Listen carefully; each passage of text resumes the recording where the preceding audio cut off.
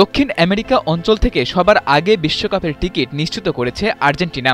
Defending চ্যাম্পিয়নরা 2022 বিশ্বকাপ জয়ের পর থেকে এখন পর্যন্ত ধরে রেখেছে নিজেদের আধিপত্য। 2026 বিশ্বকাপের লক্ষ্যটাও অভিন্ন।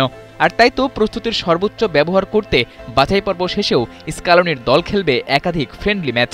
কিন্তু প্রশ্ন হচ্ছে, সেই ম্যাচগুলো কেন এমন দলের সাথে খেলা হচ্ছে যারা আর্জেন্টিনার চেয়ে ঢের পিছিয়ে আছে?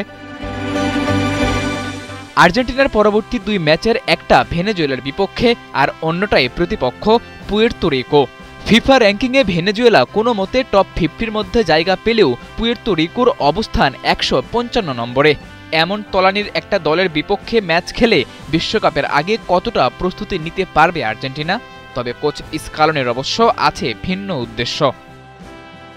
আসন্ন ম্যাচগুলোতে আমরা নতুন কিছু খেলোয়াড় দেখার চেষ্টা করব, যাতে আমরা সামর্থ্য দেখতে পারি। ভবিষ্যৎ আর্জেন্টিনার জন্য সময়টা খুবই গুরুত্বপূর্ণ। আমাদের জন্য এখন প্রীতি ম্যাচ বা অফিসিয়াল ম্যাচ আলাদা কিছু নয়, সবই গুরুত্বপূর্ণ। ফুটবলাররাও সেটা জানে। মেসি, ডি মারিয়া পরবর্তী ভবিষ্যৎ আর্জেন্টিনাকে শক্তিশালী করতে স্কালোনির নেওয়া উদ্যোগ অবশ্যই প্রশংসনীয়। কিন্তু এই ম্যাচের স্কোয়াডে তো আছে লিওনেল মেসির নাম। বেশ কিছুদিন ধরে ইনজুরিতে ভুগতে থাকা এই ফুটবলারকে প্রীতি ম্যাচে রাখার উদ্দেশ্য কি? আমরা মেসির সাথে কথা বলবো। ম্যাচের আগে তার সর্বশেষ হেলথ কন্ডিশন দেখেই সিদ্ধান্ত নেওয়া হবে। কোনোভাবেই এই মুহূর্তে ঝুঁকি নেওয়া হবে না, সেটা কোনো ফুটবলারের ক্ষেত্রেই নয়। বিশ্বকাপের আগে আনকোরা দলের সাথে ম্যাচ আর মেসিকে স্কোয়াডে রাখা হলেও স্কালোনের প্ল্যানিং টোটালি ডিফারেন্ট। নতুন খেলোয়াড় দেখার পাশাপাশি পুরো দল আগে থেকে বিশ্বকাপের কন্ডিশন সম্পর্কেও পাবে বাড়তি ধারণা। সে কারণেই সিনিয়রদের রাখা হয়েছে স্কোয়াডে।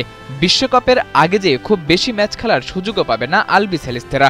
অল্প কিছু ম্যাচেই তাই শিরোপা ধরে রাখার প্রস্তুতি নিতে হবে স্কালোনিকে। সাদাতুর রাফি, ৭১।